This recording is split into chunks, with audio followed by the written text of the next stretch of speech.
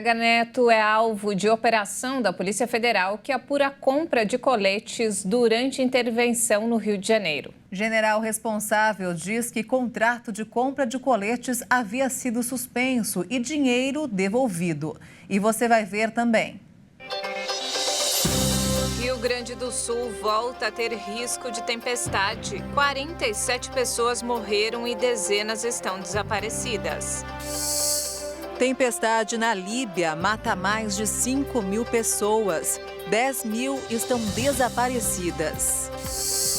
Polícia dos Estados Unidos diz que brasileiro foragido há 13 dias está armado. Doação de cabelo contribui para a despoluição de oceanos. Agora no Jornal das 18h30.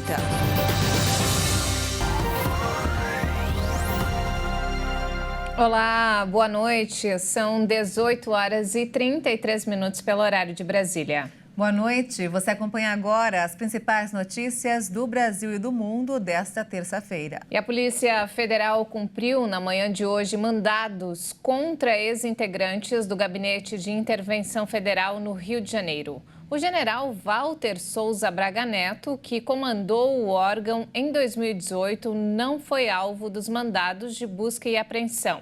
Mas a Justiça quebrou o sigilo telefônico dele. A Operação Perfídia, deflagrada pela Polícia Federal, mira militares que integraram o Gabinete da Intervenção Federal no Rio de Janeiro em 2018 e empresários para investigar supostas fraudes na verba do programa, que custou R$ 1,2 bilhão.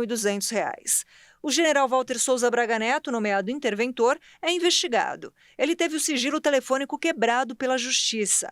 Agentes saíram para cumprir 16 mandados de busca e apreensão no Rio de Janeiro, Minas Gerais, São Paulo e no Distrito Federal. Não há mandados de prisão e Braga Neto também não é alvo desses mandados. A PF investiga crimes de contratação indevida, dispensa ilegal de licitação, corrupção e organização criminosa na contratação da empresa americana CTU Security LLC para a aquisição de 9.360 coletes balísticos com sobrepreço de mais de 4,5 milhões de reais.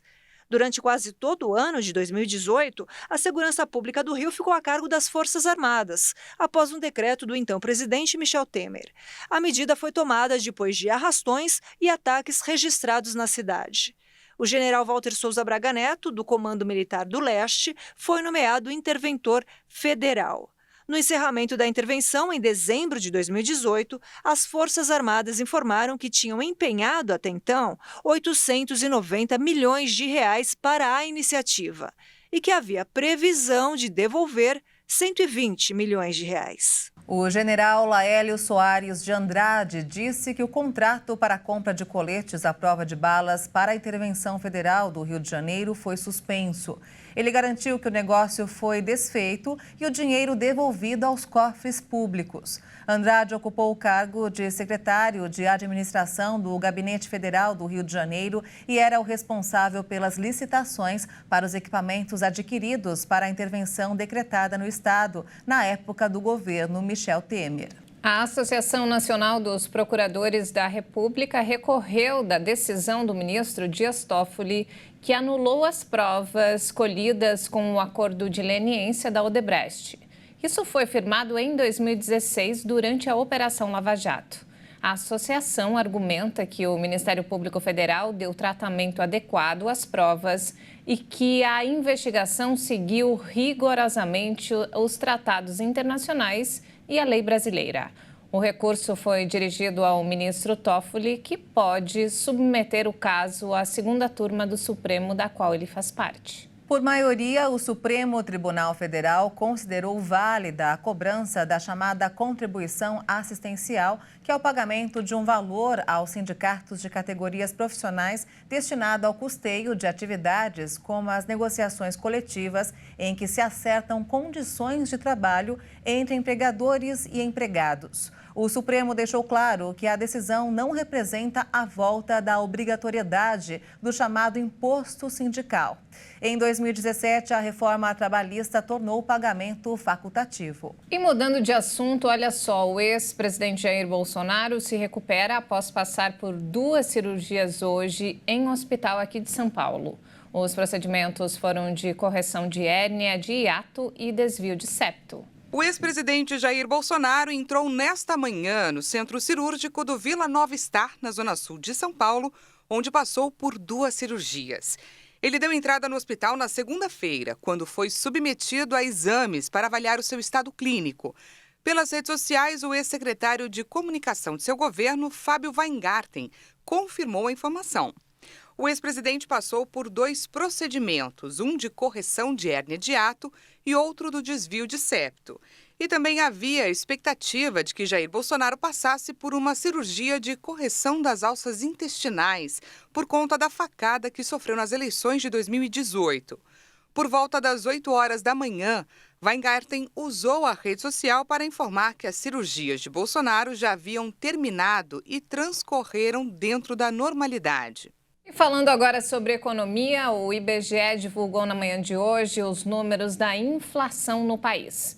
O índice ficou em 0,23% em agosto, abaixo da expectativa do mercado. O maior impacto veio da habitação por causa do aumento dos preços da energia elétrica. O aumento da gasolina também influenciou o índice. Já o grupo de alimentação e bebidas apresentou queda pelo 3º mês seguido. No acumulado em 12 meses, a inflação está em 4,61%. Isso é abaixo do teto da meta, que é de 4,75%. E vamos agora ao mercado financeiro. O dólar fechou em alta nesta terça-feira, recuperando parte das perdas da véspera. Investidores repercutiram a divulgação do Índice de Preços ao Consumidor Amplo, o IPCA, que veio abaixo aí das expectativas, e seguiram à espera de dados de preços dos Estados Unidos previstos para amanhã. Ao final da sessão, a moeda norte-americana avançou 0,42% e encerrou o dia cotada a R$ 4,95 na venda.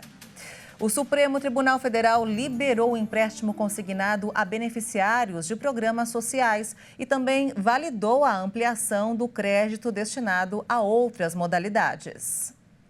Por unanimidade, o STF decidiu permitir a contratação de empréstimos consignados por beneficiários de programas sociais do governo.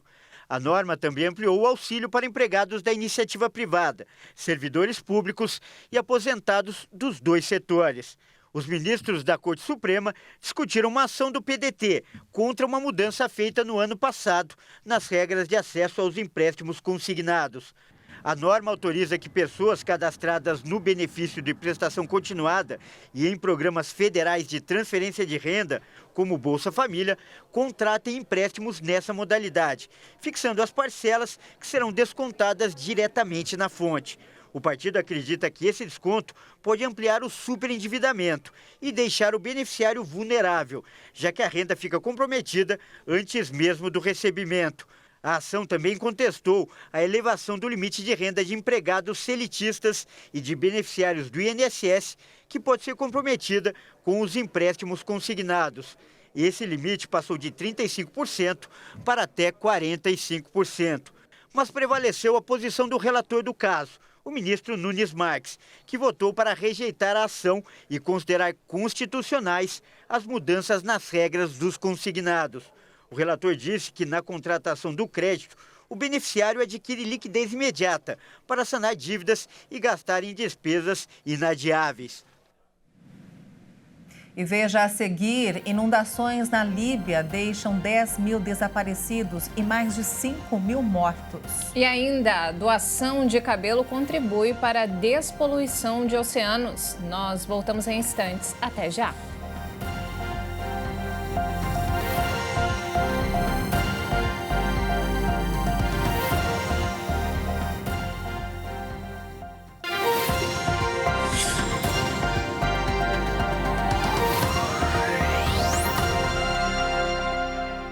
E nós estamos de volta, 18 horas e 43 minutos pelo horário de Brasília.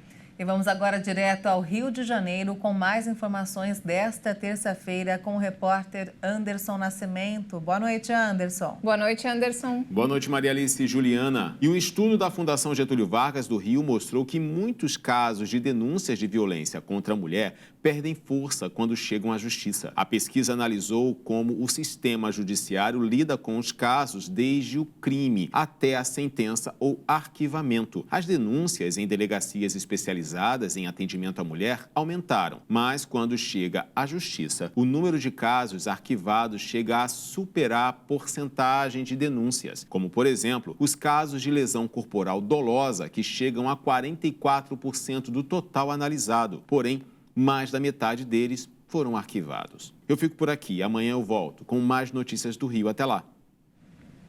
Obrigada, Anderson, pelas informações e até amanhã. Muito obrigada, Anderson. Uma ótima noite para você. Novos temporais causaram mais prejuízos no sul do país hoje. De acordo com o balanço da Defesa Civil, a passagem do ciclone extratropical pelo Rio Grande do Sul já causou 47 mortes e deixou dezenas de desaparecidos.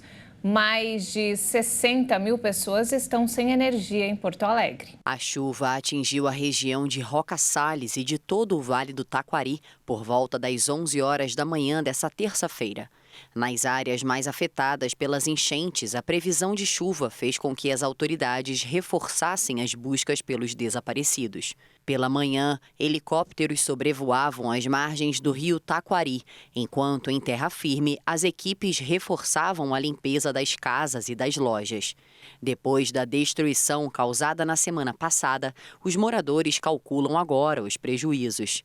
Ainda no Vale do Taquari, em Lajeado, centenas de desalojados recebem abrigo em um parque que também funciona como posto de saúde, base de helicópteros e centro de doações.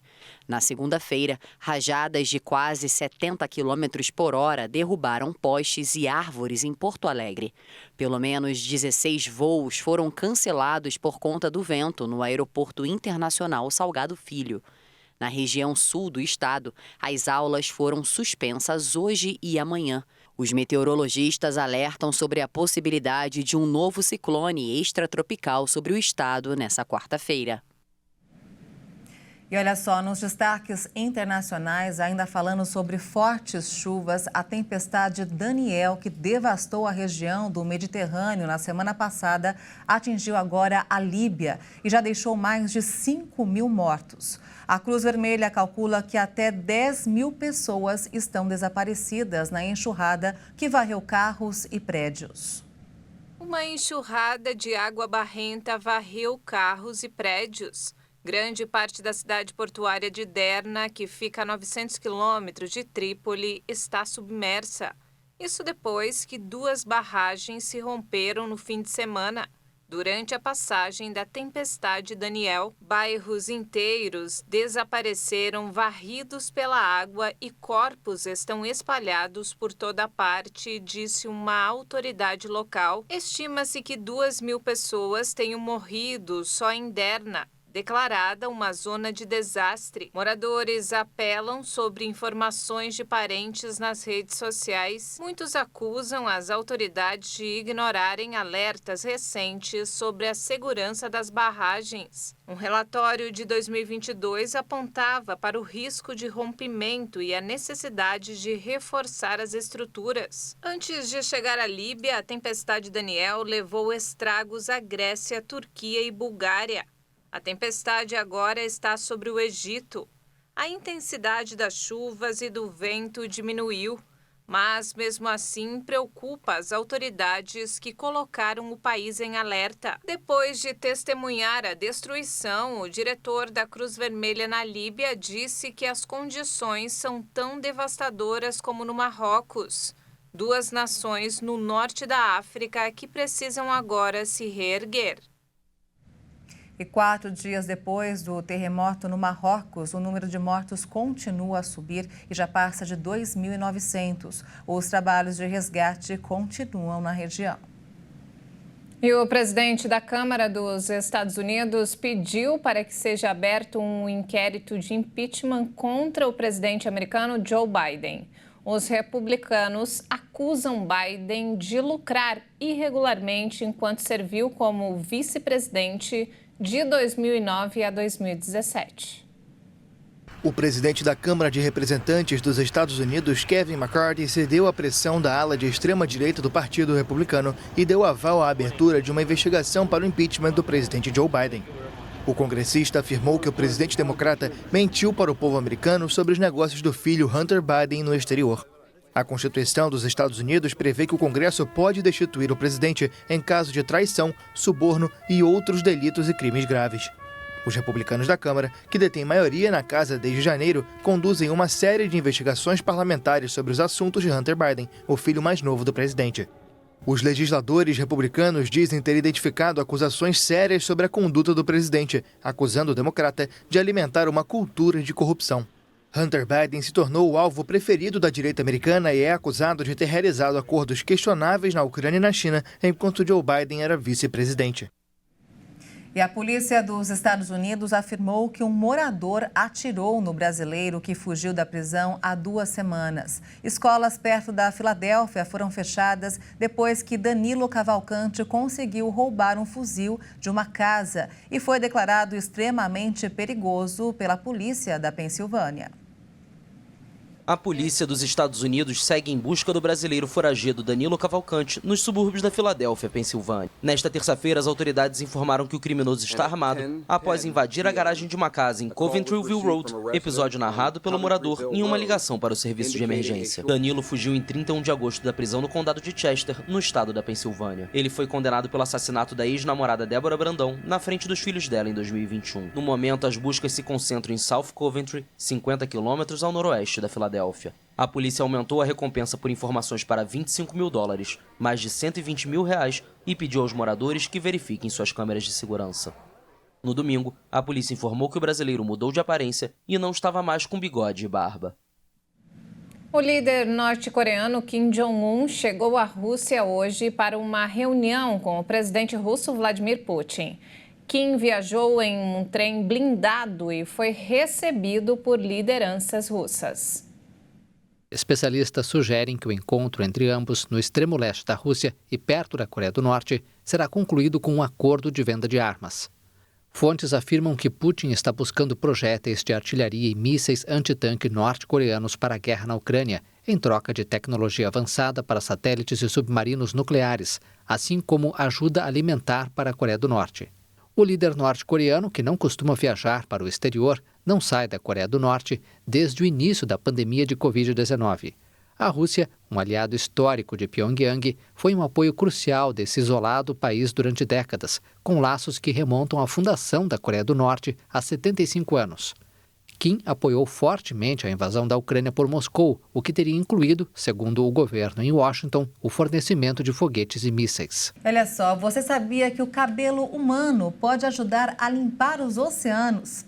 Bem, é isso mesmo. Uma ONG trouxe dos Estados Unidos ao Brasil uma máquina capaz de produzir um produto a partir dessa matéria-prima. É isso mesmo. Com o apoio de uma parceria do mercado da beleza, hoje a instituição produz a tecnologia e realiza ações para arrecadar mais fios.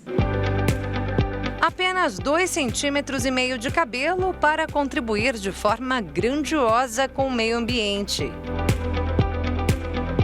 A gente tira só as pontinhas, não chega a 2 dedos. Essa é a doação mínima possível ao projeto Fiotrar da Cabelegria, organização não governamental criada em 2013, com foco em confecção e distribuição de perucas a pacientes oncológicos.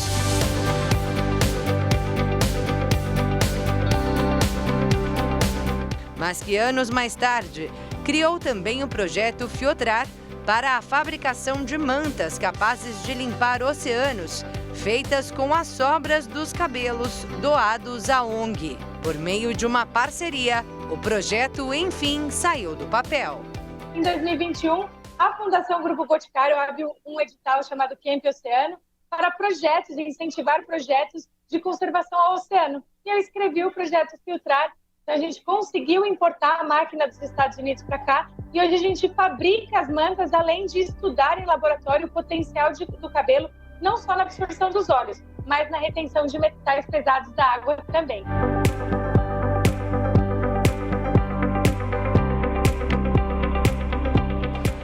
produção de uma manta como esta aqui, mas de 60 por 60 centímetros, são necessários 800 gramas de cabelos. E para intensificar a arrecadação, são realizadas ações de corte gratuito de cabelo em grandes eventos como este aqui, a Beauty Fair, maior feira de beleza da América Latina. A gente está na terceira feira, na nossa terceira ativação, né? Coletando esses cabelos. A gente começou no ano passado, após a pandemia. A Lorena fez sua contribuição e saiu satisfeita da feira. Cuidar da estética e ainda podendo ajudar o meio ambiente é o melhor dos mundos, né? E uma pequena doação pode fazer muito pelo meio ambiente. Estudos indicam que cada grama de cabelo absorve até 5 gramas de óleo dos oceanos por meio da tecnologia feita exclusivamente com esse material. São só os fios de cabelo mesmo? Só os fios de cabelo mesmo, condensados. Então, realmente, essa é a mágica que a gente brinca, né, desse desenvolvimento dessa tecnologia da máquina, que faz com que realmente elas sejam emaranhadas desse jeito para que elas fiquem realmente bem consolidadas e que a gente possa realmente ter essa manta bem firminha. No evento, quem contribuiu com o projeto ganhou, além do corte gratuito, um certificado de doação. Quem quiser doar o cabelo para o Filtrar, é só acompanhar a gente nas redes sociais, no Instagram, que é @filtrar. Lá a gente dá todas as informações de como que a pessoa pode enviar, se às vezes a pessoa tem em algum lugar próximo, como ela pode ir lá entregar pessoalmente para a gente. E também no ano que vem a gente está prevendo aí a distribuição de algumas urnas para alguns salões, para que eles já possam fazer essa captação de cabelo, para que eles não vão para o lixo. Então agora está muito simples de ajudar, é só 2,5 centímetros que você pode transformar e ajudar a limpar os oceanos.